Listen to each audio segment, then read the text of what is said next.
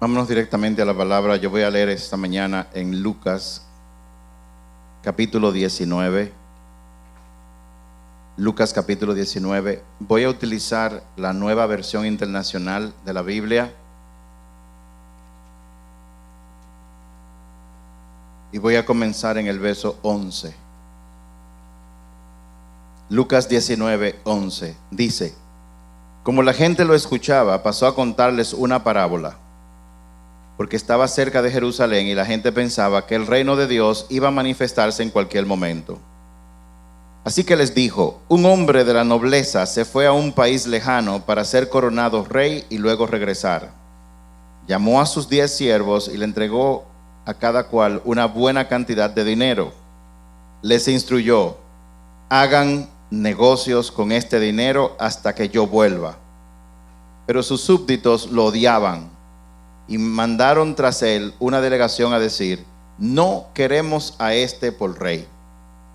A pesar de todo, fue nombrado rey.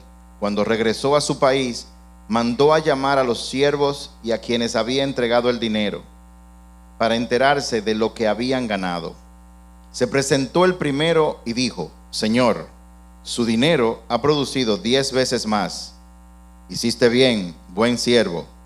Respondió el rey: puesto que has sido fiel en tan poca cosa, te doy gobierno de 10 ciudades. Se presentó el segundo y dijo: Señor, su dinero ha producido 5 veces más. El rey respondió: a ti te pongo sobre 5 ciudades. Llegó otro siervo y le dijo: Señor, aquí tienes su dinero. Lo he tenido guardado, envuelto en un pañuelo. Es que le tenía miedo a usted, que es un hombre muy exigente. Toma lo que no depositó y cosecha lo que no sembró. El rey contestó: siervo malo, con tus propias palabras te voy a juzgar. Así que sabías que soy muy exigente, que tomo lo que no deposité y cosecho lo que no sembré. Entonces, ¿por qué no pusiste mi dinero en el banco, para que al regresar pudiera reclamar los intereses? Luego dijo a los presentes: quítenle el dinero y dénselo al que recibió 10 veces más. Señor, protestaron, él ya tiene 10 veces más. El rey contestó: les aseguro, ponga atención a esto, les aseguro que a todo el que tiene se le dará más, pero al que no tiene se le quitará hasta lo que tiene. Pero en cuanto a esos enemigos míos que no me querían por rey, tráiganlos acá y mátenlos delante de mí. En el día de hoy vamos a hablar bajo el tema: mientras tanto, Él vuelve. Mientras tanto, Él vuelve. Padre, gracias por tu amor, gracias por tu misericordia, gracias por todo lo que tú nos das. En esta hora pedimos, Espíritu Santo, que tú nos des entendimiento. Danos entendimiento de tu palabra. Padre, que se siembre una semilla en nosotros que traiga fruto al 100%. Padre, en el nombre de Jesús también te pedimos que tú nos ministres con esta palabra y nos cambies y nos ayudes sobre todo a ponerla en práctica. En el nombre de Jesús. Amén. Bien. Mientras tanto, Él vuelve. Ahí estamos nosotros ahora. Mientras tanto, Él vuelve. Ya Jesús vino una vez y ahora estamos esperando que venga por segunda vez. Y en esa espera han pasado más de 2000 años. Más de 2000 años han transcurrido. Pero es importante que todos entendamos el contexto en el cual Jesús contó esta historia. Esto es muy, pero muy relevante para nosotros, porque hay mucha gente que, aunque crea que sí, no sabe, no tiene la menor idea de lo que Dios espera de él o de ella mientras Él regresa. Hay muchas ideas que en cierta forma son acertadas, Pero esta parábola Jesús se la contó a sus discípulos para que ellos entendieran lo que venía. Entonces, lo primero es que esta historia Jesús la contó en aquella época y tenemos que ponernos en ese momento para entender lo que está ocurriendo y a qué se refería él y cómo eso es relevante para nosotros en el día de hoy. La gente de Israel en aquel tiempo esperaban a un líder político, era lo que estaba esperando, para que estableciera un reino terrenal. Israel estaba bajo el dominio, una vez más, ahora de los romanos. Es bueno que nosotros recordemos que la nación de Israel, Dios le llama la niña de sus ojos, porque quizás ha sido el pueblo que más problemas, más situaciones ha tenido. Primero fueron conquistados por los babilonios, luego por los medos persas, luego vinieron los griegos y por último vino la ocupación de Roma en el área de Jerusalén. Es en ese contexto, cuando está la ocupación de Roma, que Dios decide mandar a su Hijo Jesús aquí a la tierra.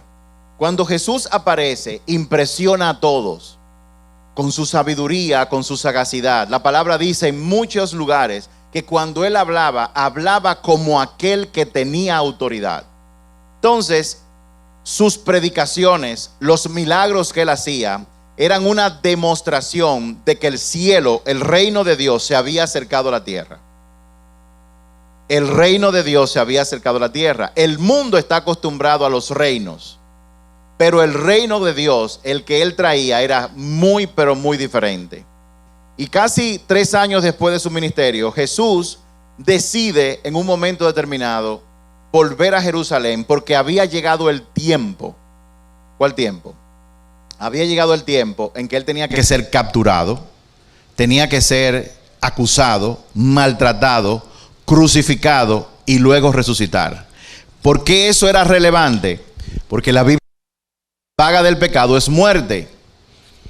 La paga del pecado es muerte y el pueblo de Israel sacrificaba cada año un cordero, se derramaba su sangre, esa sangre se derramaba en un lugar que se llamaba el lugar santísimo dentro del templo de Jerusalén y el único que tenía derecho a entrar, entraba, derramaba la sangre y presentaba todos los pecados de la nación una vez al año.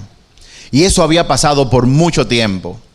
Cuando Juan el Bautista vio por primera vez a Jesús, lo identificó porque el Espíritu Santo le permitió identificarlo y él dijo: he aquí el que quita el pecado del mundo. Entonces Jesús dice: voy para Jerusalén, y en esa trayectoria pasa por diferentes lugares, pasa por Jericó.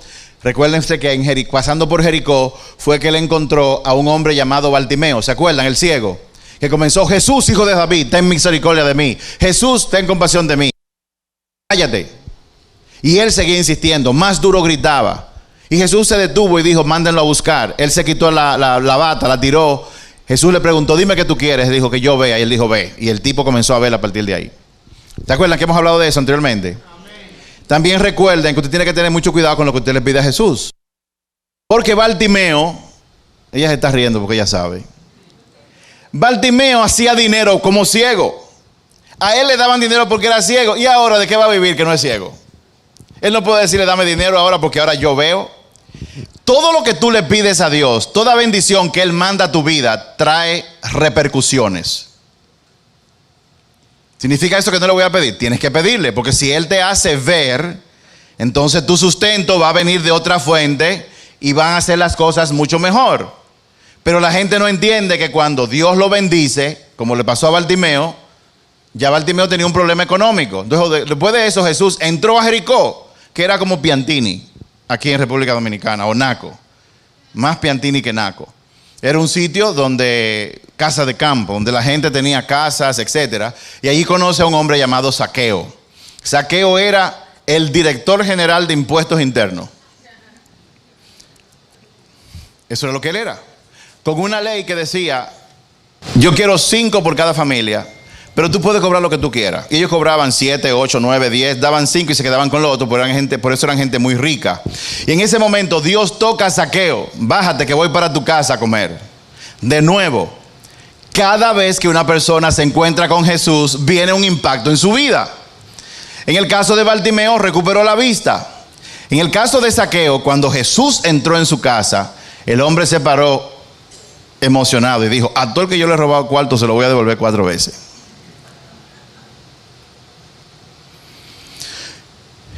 Imagínate, Mario, que alguien toca la puerta de tu casa, Zaqueo. Te dice: Mario, yo te robé mucho dinero. Agárrate de ese $500,000 ahí.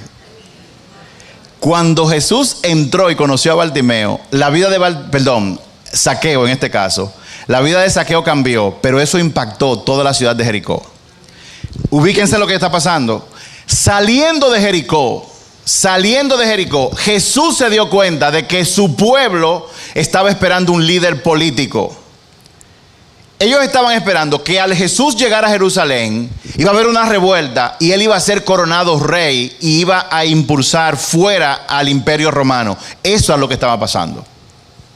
Por eso Jesús le contó esta parábola que ustedes acaban de oír. Y esta parábola tiene 4 informaciones muy importantes. Hay una que es la que nos vamos a enfocar en el día de hoy, que tiene que ver con el título. Mientras tanto él vuelve, ¿y yo qué hago? ¿Qué Dios está esperando que yo haga en lo que Él regresa? Entonces, Jesús, básicamente, con la parábola que yo acabo de leer, lo que Él está describiendo es básicamente lo siguiente: 4 cosas muy importantes que tenemos que tener todos en cuenta. Primero, lo primero que él dice es que estaría lejos por un tiempo. ¿Se acuerdan? Que él dice: un hombre de la nobleza fue llamado a un país lejano donde sería coronado rey. O sea, el tipo se iba y se fue. Es lo primero que él dice, que él, su reino, lo concerniente a su reino aquí en la tierra, era que él se iba a ir. Lo segundo que está diciendo es que durante su ausencia, sus seguidores deberían ser fieles y productivos. Fieles y productivos. Fíjense que él dijo: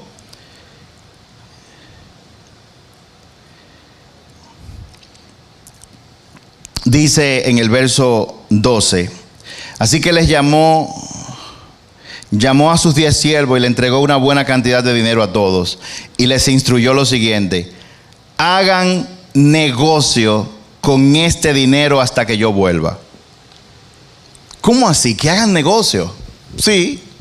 Acuérdense que Jesús, creo que en Lucas 2:49, creo que lo dice. Jesús, cuando se escapó de su mamá, de María, y se escapó de José, que se quedó en una celebración de la Pascua, que ellos se volvieron locos, y cuando regresaron, le dijeron: ¿por qué tú nos has hecho esto? Y él les dijo: pero ustedes no saben que yo tengo que estar en los negocios de mi Padre. Porque ustedes no lo sabían, Dios tiene un negocio. Y el negocio de Dios tiene que ver con redención. Redención significa con rescate de los seres humanos que Él puso en Edén, que pecaron y perdieron la conexión con el Padre. El negocio del Padre es volver a recuperar esa relación con todo lo que se había perdido, o sea, contigo y conmigo. Entonces, lo segundo que está diciendo esta historia es que durante la ausencia, o sea, donde estamos ahora, Dios tiene expectativas de todos sus siervos. Y las expectativas tienen que ver con que seamos fiel a lo que Él ha dicho.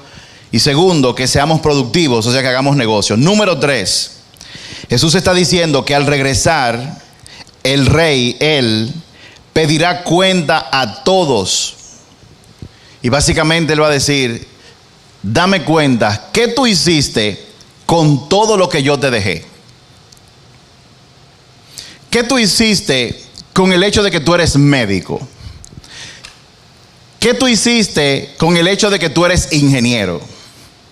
¿Qué tú hiciste con tu habilidad para cantar? ¿Qué tú hiciste con tu habilidad para negociar? ¿Qué tú hiciste con los recursos que yo te he dado? Con la casa, con el dinero, con la ropa, con la comida. ¿Qué tú hiciste con todo eso? Porque la Biblia establece muy claro que todo lo que está en el cielo y en la tierra le pertenece a Él. Incluso tú y yo le pertenecemos a Él. Cuarto, cuando Él regresara, iba a establecer el reino más poderoso y justo que jamás el universo haya visto. No se crean que el drama de Dios y de Jesús se limita solamente al planeta Tierra. Acuérdense de que antes de que Dios creara el cielo y la tierra, hubo una guerra en el cielo entre Él y Lucifer, y Él fue despojado, pero ese es un tema para otro día. Lo importante de todo esto es que Jesús está esperando algo de nosotros mientras Él regresa. Él les da esta parábola para explicar que el reino no vendría inmediatamente. Él sí les dijo que Él vino a inaugurar su reino. Y el discurso de inauguración del reino de los cielos, siempre lo he dicho, está en Mateo, en los capítulos de Mateo 5, 6 y 7. Y yo les recomiendo que usted los lea, esos 3 capítulos. Mateo 5, 6 y 7. Ese fue el discurso inaugural de lo que era el reino de los cielos, de cómo funciona el reino, etcétera, etcétera, etcétera. ¿Qué es lo que Dios espera de cada uno de nosotros? Esa es la pregunta. ¿Qué es lo que Dios espera de ti mientras Él regresa? ¿Qué es lo que Él espera de mí? Y en una simple palabra, Él espera que nosotros hagamos negocio. Sí. Yo sé que aquí hay mucha gente de negocio. Pida al Espíritu Santo que no se lo lleve a su negocio per se, aunque eso está incluido. Pero Dios quiere que nosotros hagamos negocio. O sea, Dios quiere que todo lo que Él ha puesto en tus manos, todo sin excepción, sea multiplicado. Y en el proceso de multiplicación, yo estoy sumarizando lo que dice este mensaje completo. En el proceso de multiplicación, al fin y al cabo, Dios lo que quiere es al final rescatar la mayor cantidad de gente posible de este planeta. Y en el proceso de nosotros hacer negocios, contribuimos con Él a que eso ocurra. En el proceso, en lo que Él viene, con todo lo que Él nos está pidiendo aquí que hagamos, que voy a hablar en un momento, lo que Él nos está diciendo es, lo que yo quiero que tú hagas como individuo, con lo que yo te he dado, inclusive con tu propia vida, para que tú contribuyas cuando yo venga a establecer definitivamente mi reino, que nunca nadie lo ha visto. Y ten en cuenta, mientras tú estás aquí, que todo lo que tú hagas aquí y como tú lo hagas, tú vas a darme cuenta a mí. Y dependiendo de cómo tú manejes tu reino, cuando tú te encuentres conmigo y yo establezca mi reino definitivo aquí en la tierra, de lo que tú hagas ahora en lo temporal, va a depender de lo que tú vas a recibir en lo eterno. Eso es lo que le está diciendo. Pero viene la pregunta, ¿qué significa hacer negocios? Desde el punto de vista y en el contexto que Jesús lo está diciendo aquí. Bueno, en términos generales, porque Dios usa conceptos humanos, hacer negocios es recibir algo de valor y luego hacer que se multiplique. Eso es hacer negocio. Usted tiene 100 pesos, compra 2 calcetines a 50 cada uno. Y se lo vende a Delfia para sus nietos a 100 cada uno. Cuando los vende, ahora usted va a tener los 100 que invirtió más 100 que ganó. Hacer negocios implica multiplicación de algo de valor. Hacer negocios implica multiplicar el valor. Y Dios siempre espera eso de nosotros en todas las áreas de nuestra vida. Es bueno resaltar que en Mateo 25 hay una parábola similar, que es la parábola de los talentos. Y ahí en esa parábola, cuando Jesús habla, que tiene que ver con el contexto del final de los tiempos, Él habla que a uno le dio 10, a uno le dio 5 y a uno le dio 1 talento. Pero en esta no habla, simplemente dice que repartió, probablemente en partes iguales a todo el mundo, no se sabe. La idea es que ambas parábolas tienen algunas cosas en común. Primero, en ambas parábolas el gobernante se fue lejos. En ambas parábolas el gobernante a su retorno pediría cuenta de su inversión. Y en ambas parábolas ocurre algo muy interesante. Y es que Él le dice, invierte, haz negocios, multiplica, pero no le dice cómo. Dios lo deja a su creatividad y a su imaginación. Y es que hay muchas ocasiones donde Dios te va a decir lo que Él quiere que tú hagas, pero no te va a decir cómo. Para que tú uses tu imaginación. Y en usar tu imaginación tú entiendas que todo te es permitido, mas no todo te conviene.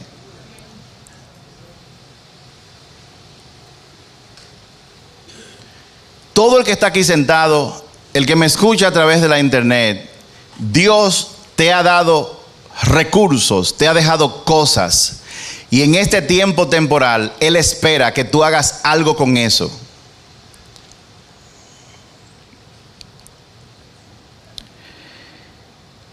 El que Él no me diga o no diga cómo lo voy a hacer, eso automáticamente pone una responsabilidad sobre mí y sobre ti.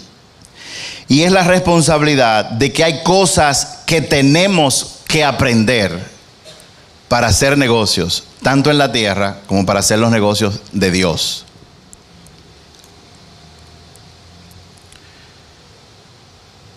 Hay personas en el mundo corporativo que tienen que aprender lo que le llaman habilidades suaves: manejo de conflicto, comunicación, toma de decisiones. Pero para hacer los negocios de Dios, tú tienes que conocer las reglas de su juego, las leyes que Él ha implementado. Y eso implica la responsabilidad sobre ti de tú estudiar todo lo que Él dice concerniente a su reino aquí en la tierra, que está en la Biblia. Por eso, la gente que no estudia la palabra de Dios tiene serios problemas y no se da cuenta. Porque es en la palabra de Dios que están todos los principios. Pero el tema con la palabra de Dios, ¿saben cuál es? Que hay gente que la lee pero no la entiende. Porque la palabra de Dios es viva. Y uno cuando la estudia recibe la revelación que da el Espíritu Santo. Es importante el tema de la imaginación. Porque la imaginación es un recurso que Dios nos ha dado a todos. En Efesios capítulo 3, verso 20, dice: y ahora que toda la gloria sea para Dios, quien puede lograr mucho más de lo que pudiéramos pedir, incluso imaginar, mediante su gran poder que actúa en nosotros. Gloria a Él en la iglesia, en Cristo Jesús, por todas las generaciones, desde hoy y para siempre. Amén. O sea que Dios tiene una imaginación que va mucho más allá de lo que nosotros podamos imaginar. Dios quiere que tú y yo multipliquemos en todo lo que hagamos. Ahora, todo negocio implica un intercambio. No hay negocio si no hay un intercambio. Antes, cuando no existía el dinero, la gente intercambiaba huevos por plátanos. La gente intercambiaba un pedazo de tela por un poco de abono. La gente intercambiaba un caballo por un pedazo de tierra. Pero luego vino la invención del dinero. El dinero es un instrumento que se utiliza para el intercambio de cosas de valor. La vida en sí misma es un intercambio. De hecho, en Lucas capítulo 6, verso 38, Jesús dijo: den y recibirán. Lo que den a otros les será devuelto por completo, apretado, sacudido, para que haya más lugar para más, desbordante y derramado sobre el regazo. La cantidad que tú des determinará la cantidad que tú vas a recibir a cambio. La vida se trata de intercambio todo el tiempo. El problema es cuando alguien se quiere poner inteligente y quiere recibir algo de valor dando algo que no tiene valor.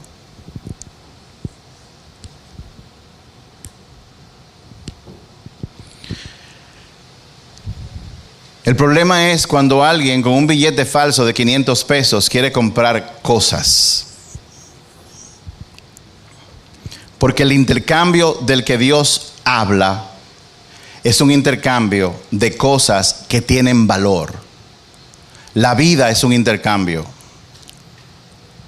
Para yo recibir oxígeno cuando yo respiro, yo tengo que entregar mi dióxido de carbono cuando yo exhalo. De lo contrario, no voy a recibir más oxígeno.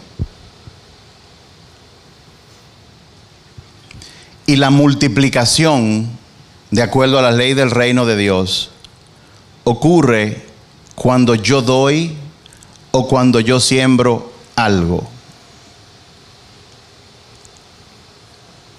Y esto es particularmente muy importante porque cuando yo estoy en un lugar y yo le doy algo a alguien, cuando yo comparto de mi tiempo con alguien, cuando yo hago cualquier tipo de acto de generosidad, yo estoy dando algo. Y Dios dice que demos sin esperar nada a cambio. Pero ¿sabe cuál es la implicación que hay en eso? Que cuando tú des, tu motivación sea tal que la gente le dé gracias a Dios por lo que tú estás haciendo. Cuando una persona hace un acto de generosidad, cuando una persona saca tiempo para alguien, cuando una persona hace una llamada, cuando una persona le lleva un regalo a alguien, cuando hace eso, en el proceso de dar, usted está sembrando amor, porque de tal manera amó Dios al mundo que dio. Amor es dar. Y cuando eso ocurre, entonces la gente produce agradecimiento hacia Dios, lo cual nos conviene a nosotros. Todo eso que yo le estoy diciendo está en la Biblia. La vida es un intercambio. Y las cosas se multiplican cuando yo las siembro, cuando yo las doy. No solamente cuando yo recibo. Mío, mío, mío, mío. ¿Cuántos están aquí? Hacer negocios implica tomar riesgos. Tomar riesgos en la vida es lo que ayuda a que nosotros podamos crecer, aprender y lograr las cosas que nosotros anhelamos.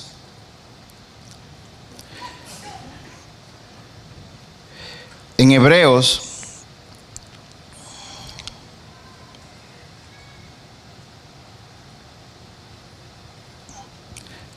capítulo 11, verso 8, dice: fue por la fe que Abraham obedeció cuando Dios lo llamó para que dejara su tierra y fuera a otra que él le daría por herencia. Se fue sin saber a dónde iba. Dios le dijo a Abraham: sal de tu tierra, deja tu negocio próspero, deja toda tu casa y sal a una tierra que yo te voy a prometer. Y aquí nos está aclarando que cuando Abraham salió, él no tenía idea para dónde iba. Eso es un riesgo. Pero si en la vida no tomamos riesgos, no vamos a crecer. En el verso 16 y 17 dice de Lucas: el primer siervo informó: amo, invertí su dinero y multipliqué 10 veces el monto inicial. Bien hecho, exclamó el rey, eres un buen siervo, has sido fiel en lo poco que te confié, así que como recompensa serás gobernador de 10 ciudades. Lo que está implicando aquí es que él arriesgó lo que el amo le había dado, y porque arriesgó, pudo entonces multiplicar 10 veces lo que él había recibido. Y hay otra implicación importante, que en el reino de los cielos, cuando tú eres fiel en lo poco que Dios te ha dado, luego Dios te pone en cosas mayores. Eso es real para aquí en la tierra y real para cuando nosotros vivamos en la eternidad junto con Él. Por eso mucha gente no debe minimizar ni el trabajo que tiene ni lo que tiene, por poco que le parezca, porque Dios quiere que tú seas fiel con lo que tú tienes ahora. Levanten la mano las mujeres que no tienen y que quieren algún día casarse. Levanten, no tengan miedo. Si tú eres fiel con eso que tú tienes ahora, en vez de quejarte, los hombres no sirven, fulano me dejó, o entretener pensamientos negativos, yo nunca voy a conseguir nada, ya paso de los 22 y estoy muy vieja.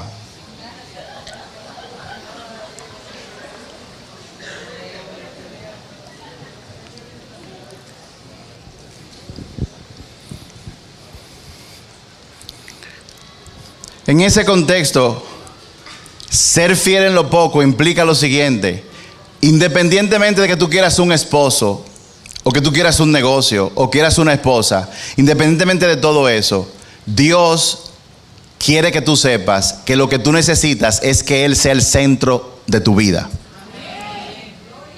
Y si tú andas aburrida porque no tienes un novio o porque no te has casado, entonces tú no estás siendo fiel con lo poco que representa la condición que tú tienes ahora mismo. Pero si tú eres fiel,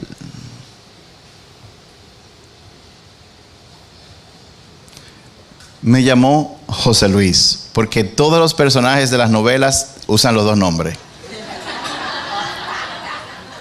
Me llamó José Luis para que lo acompañe a él y a su familia a la playa el domingo. José Luis, yo quiero ir contigo donde tu mamá, pero te guayaste porque ese es el día que yo voy a la iglesia. Hay personas que por cualquier cosa dejan de ir a la iglesia. Ir a la iglesia no salva. Lo que salva es poner la fe en Jesucristo. Pero en Hebreos capítulo 10, verso 24 dice que nadie debe dejar de congregarse. Nadie debe dejar de congregarse. ¿Y por qué? Dios sabe. ¿Y por qué tal cosa, Dios? Señor, cállese la boca, obedezca. Usted no tiene que saber por qué, nada más con que Dios diga, tírese, tiene que tirarse y punto.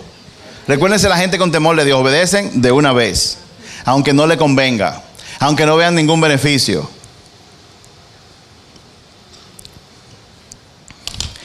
El miedo al fracaso puede llevar a una persona a no tomar riesgos. Y la persona que no toma riesgos corre el riesgo o la consecuencia de perder su vida.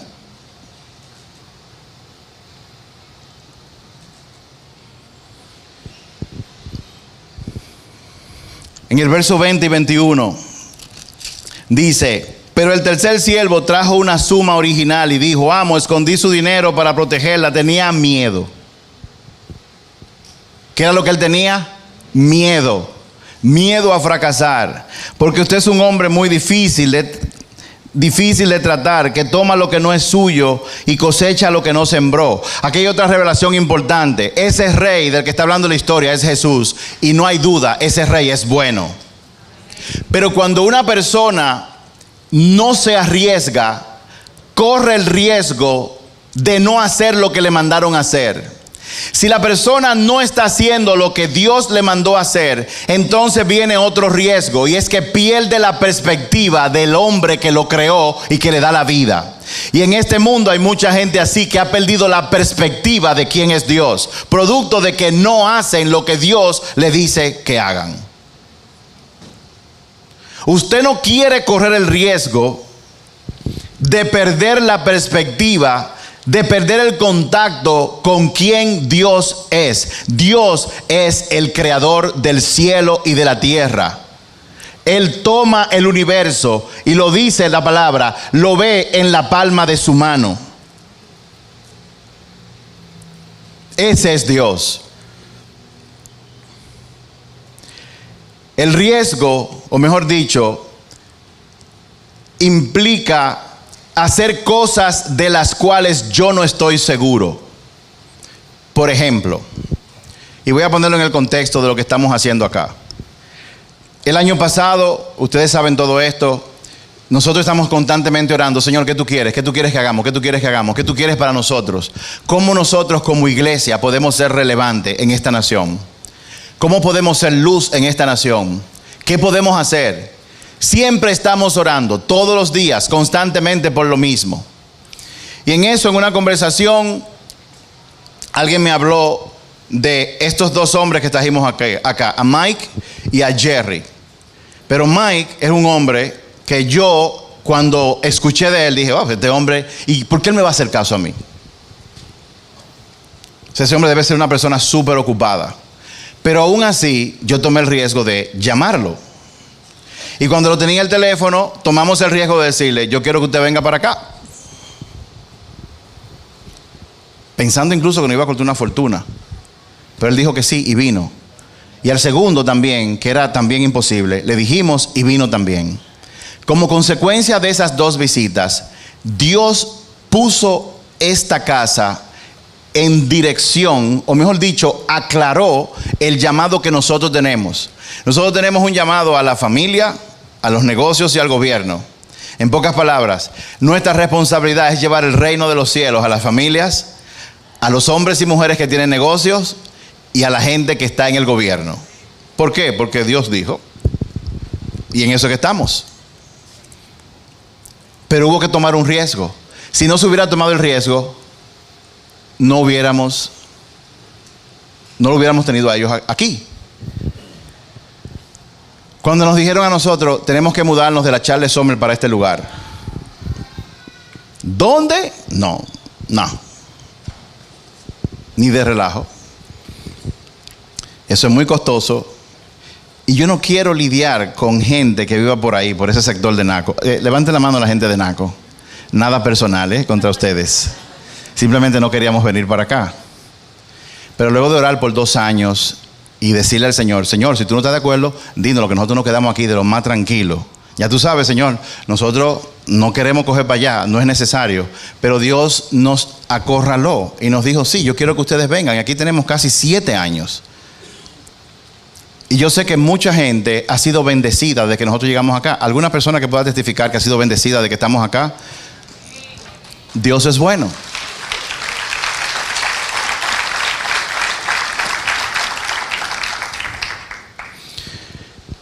Mucha gente no arriesga por miedo al fracaso. Pero yo quiero hacer una pregunta. ¿Cuántas personas que están aquí han fracasado en el intento de muchas cosas? Levanten la mano. ¿Cuántas de las personas que levantaron la mano, que han fracasado, volvieron a intentarlo? Y cuando lo intentaron la segunda o la tercera vez, les fue bien. Aquí viene la pregunta más interesante. ¿Cuántos de ustedes, si pudieran evitar ese fracaso, lo evitarían? ¿Cuántos dan gracias por haber fracasado en esas ocasiones? Es que el fracaso, los fracasos son las heridas del éxito.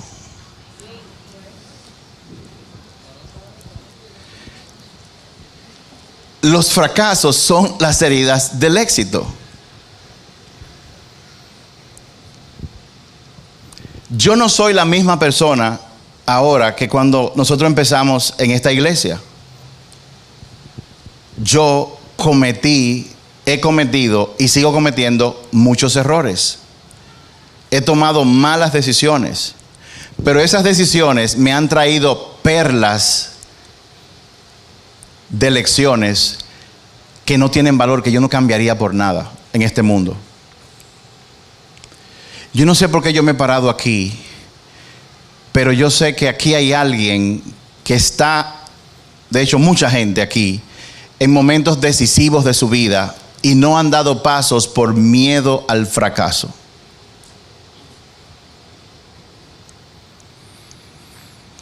Para ustedes, tener miedo al fracaso no es malo. Malo es que usted no se arriesgue por miedo al fracaso. Hay personas aquí que saben que hace mucho tiempo tienen que hacer cosas y no las hacen por miedo.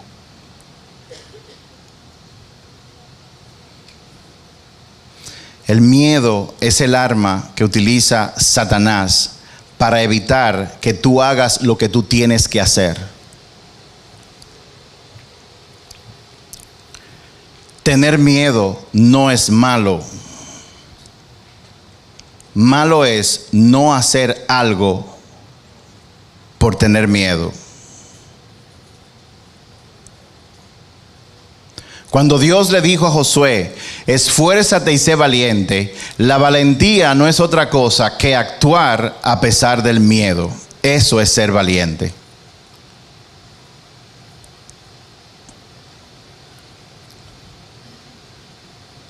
Yo tengo 3 hijos y ahora me sorprendieron con que hay un cuarto que viene el camino. ¡Uy, pánico! ¿Cuántos tienen más de 2 hijos? ¿Cuántos saben que donde comen dos, comen tres?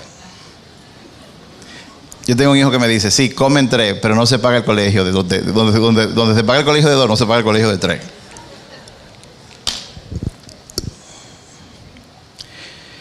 En Mateo, capítulo 10, verso 16, Jesús dijo, miren, los envío como ovejas en medio de lobos. Por tanto, sean astutos como serpiente e inofensivos como palomas. Jesús sabía cuando se fue como rey, porque Él se fue para ser coronado rey. Él sabía dónde nos estaba dejando a nosotros. Él incluso dijo, en el mundo tendrán aflicciones, pero no teman que ya yo vencí al mundo. Y en esta parte, cuando Él dice, miren, yo los envío como ovejas en medio de lobos. O sea, ustedes van para un mundo donde hay demonios, donde hay cosas que pueden destruirlos. Pero nos manda dos cosas. Primero, a ser astutos. Y segundo, a ser mansos. Pero hay personas que confunden las cosas. Hay personas que quieren ser astutos como paloma y mansos como serpiente. No, claro. Aquí hay gente que son tan de mecha corta que si le dicen cualquier cosa, explotan, insultan a cualquier gente.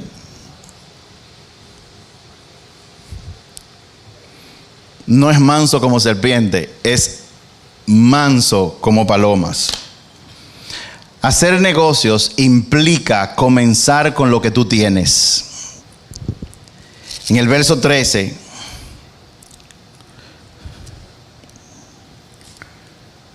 antes de partir, reunió a sus siervos y dividió entre ellos 5 kilos de plata, diciéndoles, inviertan esto por mí mientras estoy de viaje. Hacer negocios implica comenzar con lo que Dios te ha dado. ¿Cuáles son tus talentos? ¿Cuáles talentos Dios te ha dado? ¿En qué tú eres buena? ¿Cuáles habilidades Dios te ha dado?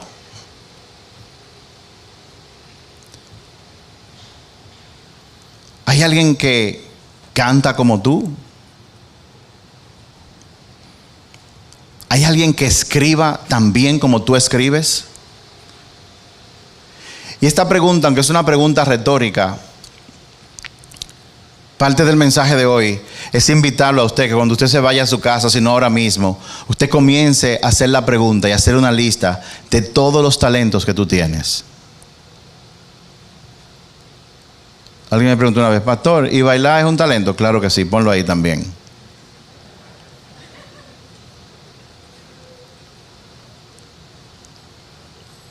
Cantar es un talento. Uno de los talentos que yo más admiro de mi esposa es su capacidad de lograr cosas.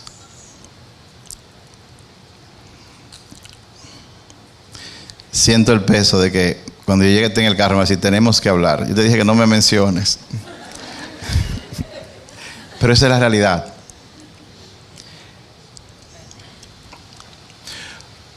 Uno de los talentos que yo le veo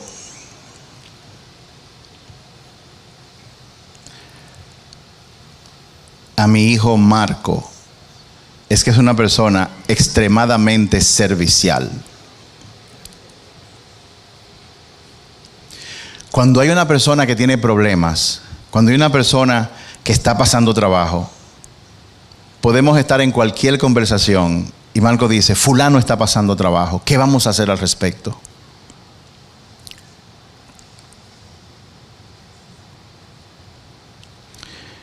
Cuando mi hijo Eric tenía 10 años, él nos decía a mí y a su mamá, yo quiero ser un líder, yo quiero ser un líder, yo quiero ser un líder.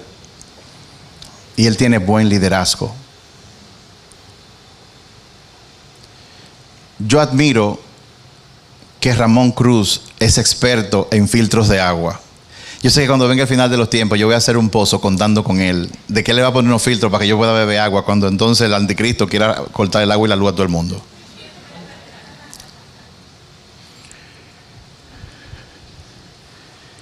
Si Dios va a repartir por la cantidad de servicio que hacemos, yo estoy seguro que cuando estemos en el reino de los cielos, reinando con el Señor, yo voy a tener que pedirle una audiencia para poder hablar con la doctora Rainelda Cabrera.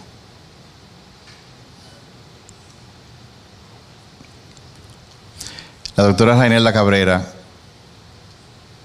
yo la puedo llamar a las 3 de la mañana. Necesito que te movilices, vayas a la casa de alguien, lleva para resolver este problema. Y ella dice inmediatamente. Y va. Y resuelve. ¿Cuál es tu talento? ¿Qué habilidades Dios te ha dado a ti? El que no usa sus talentos y habilidades para contribuir a la obra de Dios lo está enterrando. Y este mensaje, aunque usted diga, qué lindo el mensaje, muy buena la palabra, de lo que habla es de lo que Él espera que nosotros hagamos mientras Él regresa. ¿Y por qué esto es relevante? Porque Él va a volver y va a pedir cuentas. Y Él espera una multiplicación. Él espera que una familia entera diga, yo quiero conocer a Jesús. Porque aquí vino una mujer a ponerme un suero y duró 7 horas y luego se fue. Y eso no es normal. Eso no es normal. No es normal que tú estés en una bomba de gasolina y cuando tú vayas a pagar, el bombero te diga, no, ya su gasolina fue pagada. ¿Cómo así? Un señor que estaba ahí lo vio y dijo, yo pago, y pagó. Eso no es normal. Pero cuando nosotros tomamos ese talento o ese deseo de generosidad que Dios ha puesto en un momento determinado, el que recibe el servicio, el que recibe el valor, inmediatamente todo está diseñado para que él o ella, aunque no crea, le dé las gracias a Dios. Todo lo que nosotros hacemos aquí en la tierra, si tú eres dueño de negocio, si tú eres peluquero, si tú eres químico, financiero, joven, niño, Dios te ha dado talentos. Haz una lista de todo lo que Dios te ha dado y ponlo en uso para que se multiplique. La forma de que se multiplica algo es dando. Presta tu servicio. Dios me dio el talento para hablar y yo lo estoy usando para predicar su palabra.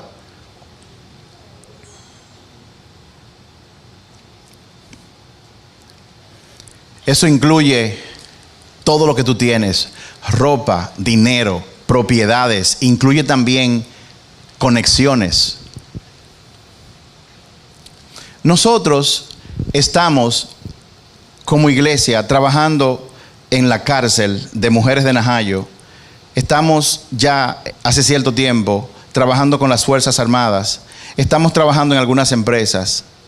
Hace unos meses atrás se abrió una puerta para trabajar con la Escuela de Medicina de INTEC. Y fue tan simple lo que se les dijo a ellos, que ellos dijeron, pero es que yo quiero eso de los valores. Es tan así que ellos dijeron, no, yo no lo quiero. No dijeron, vamos a probarlo, vamos a hablar. Yo lo quiero y quiero que sea parte del currículum. ¿Sabes lo que está pasando? Que en la Escuela de Medicina están pensando trabajar en valores como parte del currículum de la Escuela de Medicina.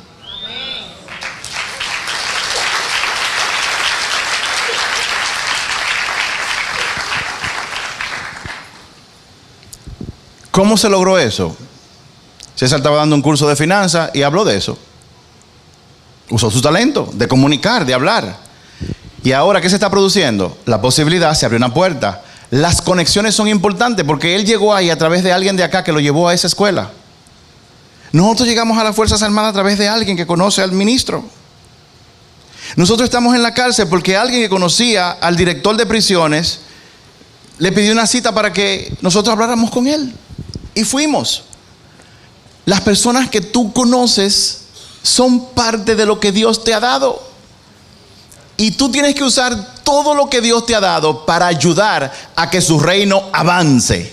Dios quiere meterse en el mundo del gobierno. Dios quiere meterse en el mundo del entretenimiento. Dios quiere meterse en los hospitales. Dios quiere meterse en el mundo de la educación. Dios quiere meter su reino y lo va a meter en todas partes del mundo. Porque Él dijo, así como las aguas llenan la mar, así será llena la tierra de la gloria del Señor. Todo eso va a ocurrir. Es inevitable que ocurra. Es inevitable que el reino de Dios ocupe este planeta y todo el universo, pero como nosotros vivimos aquí, esto es lo que nos compete. Es inevitable. La pregunta es si tú vas a tener participación en eso o no. Esa es la pregunta. La pregunta es, cuando Él venga y su reino esté establecido, Él te va a sentar a ti solo. Tu mamá no va a estar contigo, tu papá no va a estar contigo, tu tía no va a estar contigo, ni tu esposo ni tu esposa, ni tu pastor, ni tu líder, ni tu maestra de secundaria, ni tu profesor de medicinas. Nadie va a estar contigo. Tú vas a estar solo y sola delante del rey y te va a decir, Carmen Orozco, venga, ¿qué usted hizo con lo que yo le dije? Señores, eso va a ocurrir. Y lo grande del caso es que Él no los está diciendo ahora. No los ha estado diciendo por mucho tiempo. ¿Qué tú vas a hacer mientras tanto? Él te está diciendo lo que tienes que hacer. Tienes que hacer negocios con lo que yo te dije. Y los negocios son porque yo quiero que mi reino avance. Y todo lo que tú hagas tiene que apuntar a que más personas conozcan al rey y le entreguen su vida a Él. ¿Qué tú estás haciendo? ¿Qué tú estás haciendo?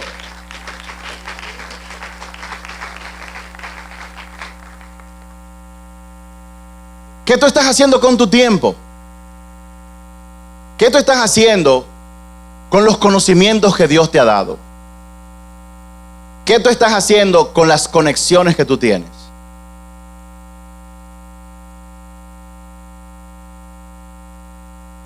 Yo les dije, mi esposo y yo estamos trabajando con un mentor y él hace unos meses me dijo, Randy, o sea, un mentor para pastores, me refiero. Él me dijo, Randy, nosotros vemos aquí que Dios ha puesto gracia en ustedes. Dios les ha dado talento y yo veo que Dios está abriendo puertas porque ustedes están usando su talento. Por lo tanto, yo quiero que tú conozcas. Yo quiero que tú conozcas gente. Y ahí nos presentó a Mike, nos presentó a Jerry, nos presentó a otra gente, nos ha presentado a tanta gente.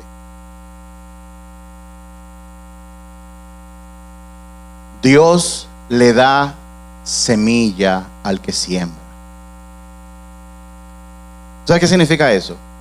Que si tú eres un sembrador, Él te va a multiplicar para que tú des cada vez más. Yo recuerdo cuando nosotros empezamos con el proyecto Maná, no sé si aquí hay como 2 o 3 gente que empezamos. Estábamos en la sala de la casa, estábamos orando y llamaron durante plena pandemia, 2020, nunca se me olvida, marzo, abril del 2020, y escuchando las noticias. Entonces, un pastor que conoce a un pastor que conoce a un pastor en San Francisco nos dijo a nosotros, pastor, hay un pastor de San Francisco que su esposa le dio COVID, está en el hospital y él no sabe cómo está. Lo único que él sabe es que están sacando a la gente muerta de adentro. Digo yo, ajá, ¿y qué pasa? Dice él, bueno, que según las personas que están ahí, ese hospital tiene 3 días que no le dan de comer a esa gente, porque el personal que da de comida está en toque de queda, no puede salir, o sea, se rompió la cadena de suministro por todas partes, y esa gente tiene 3 días que no están comiendo nada. Y consultamos con los médicos y los médicos nos dicen a nosotros que una gente que no come, por lo menos le están poniendo suero. Sí, pero tampoco en algunos no faltaron los sueros porque fue que tú agarró de sorpresa a la gente. Entonces llamamos a los médicos de acá y le dijimos, ok, ¿qué se puede hacer? Porque yo le mando un saco de arroz y habichuela y salsa. ¿Quién lo va a cocinar? O sea, ¿quién lo va a cocinar? Entonces, usted no puede tener una gente entubada y mandarle una pizza. Pásame un pedazo. ¿Tiene de pepperoni?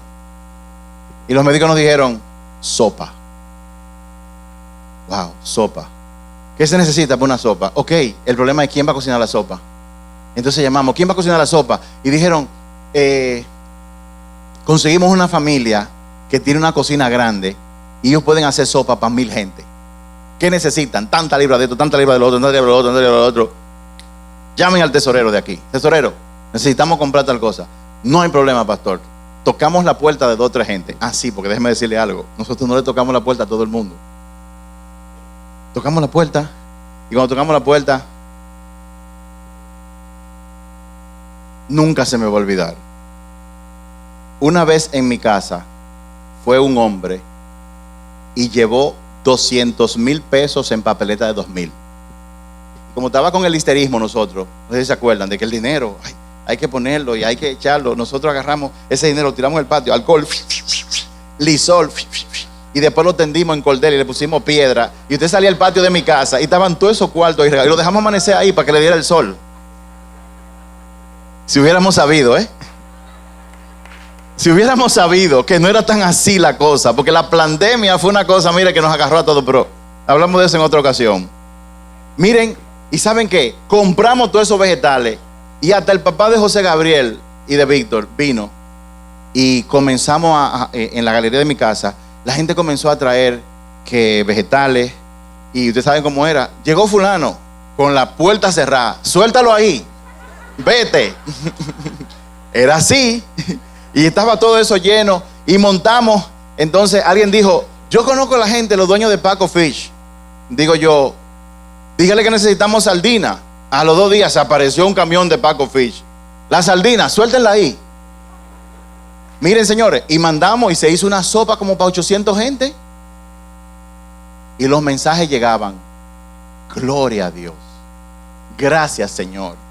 Gracias, Señor. Gracias, Señor. Ese pastor pudo llevarle una sopa a su esposa, producto de que alguien salió de su casa y dio. ¿Y saben qué?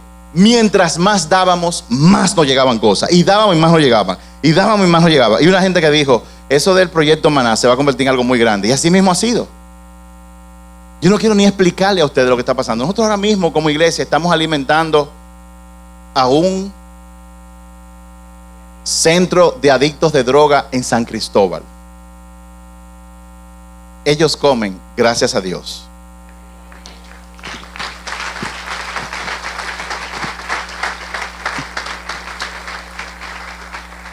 Ustedes saben qué es lo lindo de todo eso. Nosotros sabemos que el dinero es Dios que lo manda. Pero ¿saben qué es lo especial? ¿Y por qué nosotros estamos tan agradecidos? Que en el proceso Dios nos ha pedido a esta casa que nosotros seamos instrumentos para recibir de un lado y pasarlo para otro. Eso es un honor. Estamos siendo partícipes con Él en la creación de su reino y no nos damos cuenta.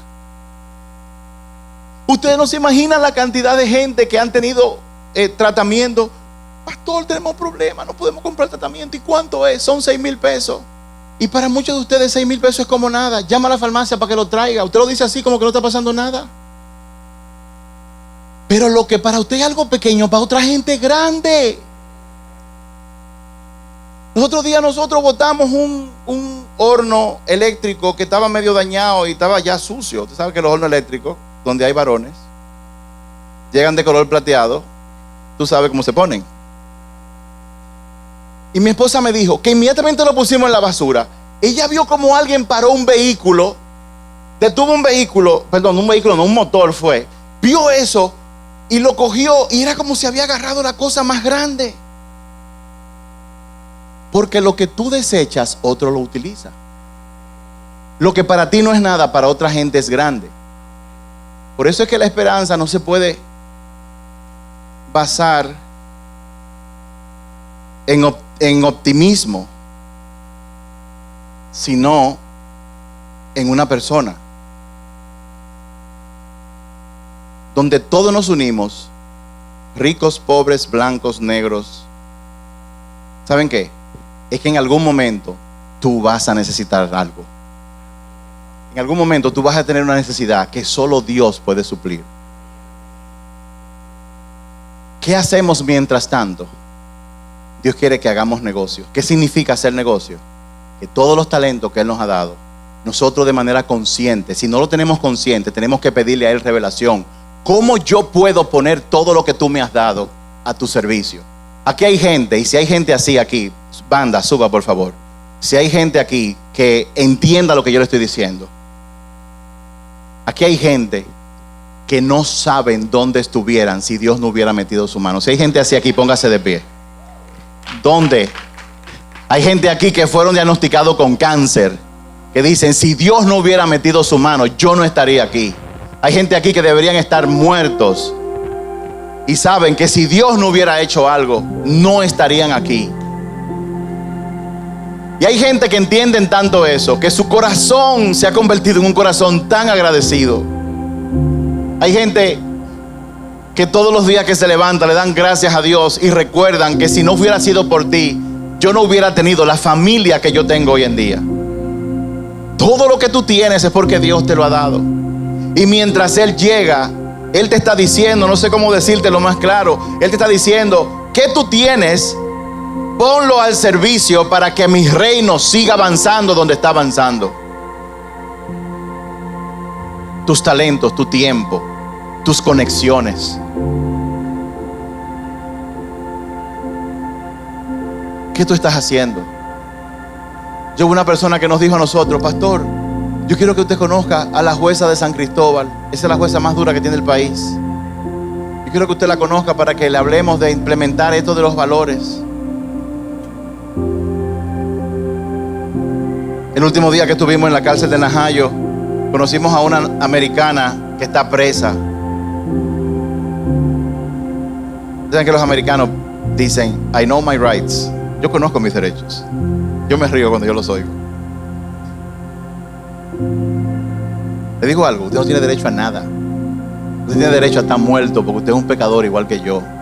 Sin embargo, por su gracia, Él nos perdonó y nos tiene vivos, respirando. Y nos llama hijos. ¿Sabes lo que es eso? Que Dios me llame hijo, a mí, el Rey del universo, dice que yo soy su hijo.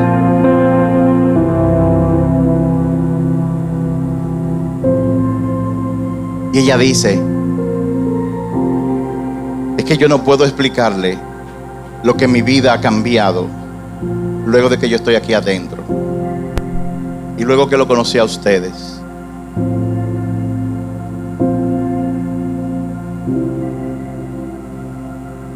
¿Y sabe qué es lo más maravilloso?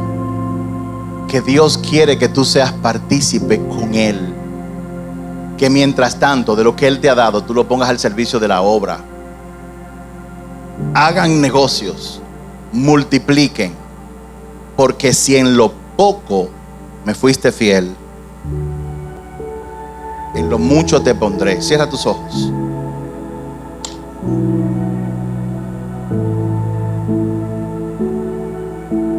Para hacer negocios hay que comenzar con lo que tú tienes.